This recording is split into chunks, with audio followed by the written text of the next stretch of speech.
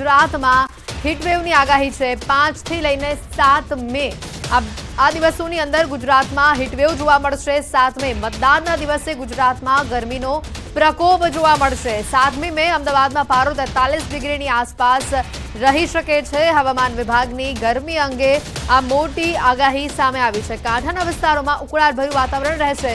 ગરમ અને ભેજવાળા પવનો ફૂંકાઈ શકે છે। 5 થી 7 મે સુધી 4 જિલ્લામાં યલો એલર્ટની આગાહી આપવામાં આવે છે।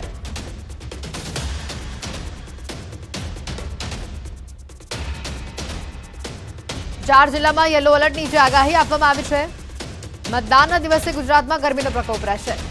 તો સાથે જ આપણે મેપના માધ્યમથી પણ બતાવવાનો પ્રયત્ન કરીએ કયા કયા વિસ્તારોમાં યેલો એલર્ટની આગાહી છે। આપ જોઈ રહ્યા છો આ 4 જિલ્લા કચ્છ, ભુજ જોઈ રહ્યા છો, પોરબંદર, ગીર સોમનાથ અને ભાવનગર।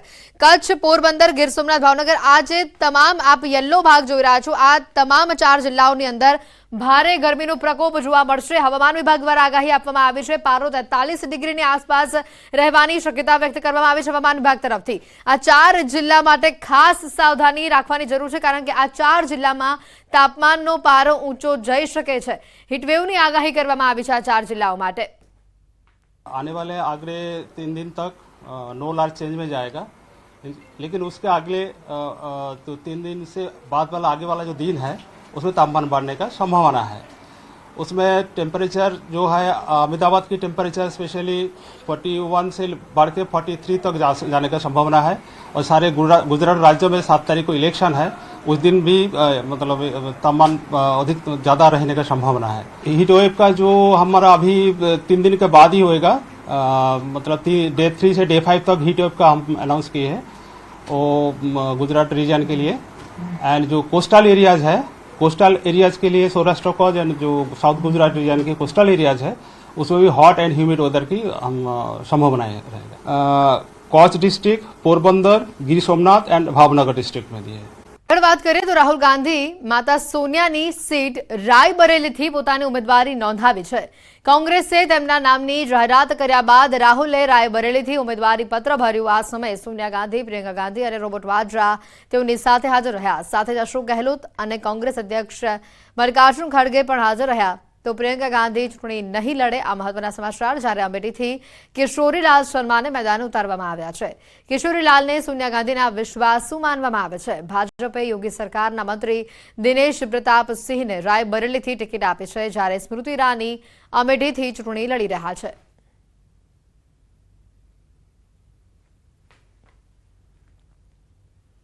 તો પીએમ મોદીના કોંગ્રેસ પર આકરા પ્રહાર સામે આવ્યા છે। કોંગ્રેસ નેતા રાહુલ ગાંધી પર બેઠકને લઈને તેમણે વાર કર્યો છે।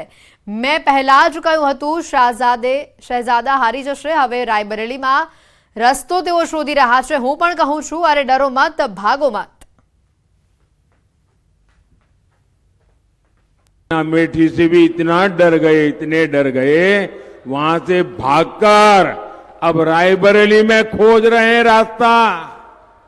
ये लोग घूम घूम कर सबको कहते हैं डरो मत। मैं भी आज उन्हें कहता हूं और बड़े जी भर के कहता हूं, अरे डरो मत, भागो मत। કરીશું ગાંધીજીના અપમાનની।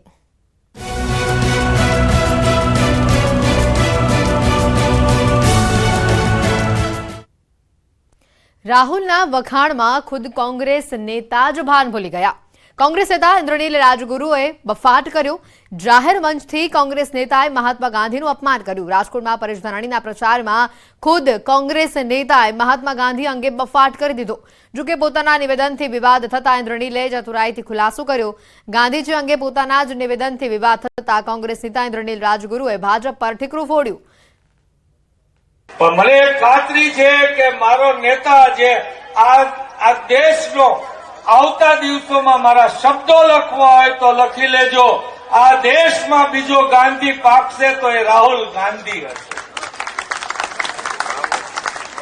એક સચ્ચાઈના રસ્તે ગાંધીજીમાં તો ક્યાંક ઊંચાઈ હતી, ગાંધીજીમાં તો ક્યાંક ઊંચાઈ હતી, ગાંધીજીમાં તો ક્યાંક ઊંચાઈ હતી। આ તો માણસ સંપૂર્ણપણે નિખાલસ માણસ અને એકદમ અણિશીખ સાચો માણસ જેને પપ્પુ ઠેરવવાનો પ્રયત્ન કર્યો ને એના માટે અબજો કરોડો રૂપિયા વાપરા અને એ અડાગ લઈને લડ્યા અને આજે દેશ એને સ્વીકારે છે કે નહીં માણસ બરાબર છે. હા, પહેલાં તો રાહુલજી ભોળા છે એવું મેં નહોતું કીધું. મેં જે કહ્યું હતું એ ગાંધીજીની ચતુરાઈ એને બી શબ્દો હશે, પણ એમણે દેશને અર્પણ કરીને દેશને આઝાદ કરાવ્યો અને એ આઝાદ કરાવવામાં જે એનામાં ક્વોલિટીઝ હતી, એક તો સત્યાગ્રહ, બીજું દ્રઢતા અને ત્રીજું નિડરતા. મેં રાહુલજી આવતા દિવસોમાં લોક સ્વીકૃત બીજા ગાંધીજી હશે એ જે ગાંધીને નામ મુખે લાવવા માગતા નથી. મને આનંદ છે કે મારા નિવેદનથી એ ભાજપવાળા કમસે કમ ગાંધીજીની ચિંતા તો કરવા માંડ્યા. ના એનો એ પર્યાય છે બંને શબ્દો. ગાંધીજીના ગુણ ફરીથી રાહુલજીમાં જોવા મળી રહ્યા છે. ઠાકોર પર આડકતરા પ્રહાર સામે આવ્યા છે. બનાસકાંઠામાં વાવના બિયોગ ગામે તેઓએ નિવેદન આપ્યું છે. ધારાસભ્ય એટલે સરપંચ શંકર ચૌધરીનું આ નિવેદન. સંસદ સભ્ય એટલે તાલુકા પંચાયતના ડેલિગેટ. સરપંચમાંથી રાજીનામું આપી ડેલિગેટ બનવું છે. સરપંચ બનવું સારું, આટલી ચિંતા કેમ માથે લે છે? પંચાયત પ્રમુખ બને તો સારું, પણ બનવાના નથી. કોઈને એમ લાગે કે હા તાલુકા પંચાયતના પ્રમુખ રાજાબા બનવાનું છે તો એ એમ કહી દે તો ડેલિગેટ થવરાય. તાલુકા પંચાયતના પ્રમુખ બનવાનું હોય તો ડેલિગેટ થવરાય, પણ ડેલિગેટ ત્યાં તો નક્કી છે કે અહીંયા કને તો ભાઈ એ વાત તો છે નહીં, પ્રમુખ વાળો વિચિત ક્યાંય મગજમાં છે નહીં. તો પછી સરપંચ રહેવું કે વગર કારણે સરપંચમાંથી રાજીનામું આવીને ડેલિગેટ થવું, તો પછી એમાં તો હોય. આ વિશે મને હજુ સમજણ નથી પડતી કે શું કામ કરતા હશે, જેને સારું આ ઉપાધિ હોય છે.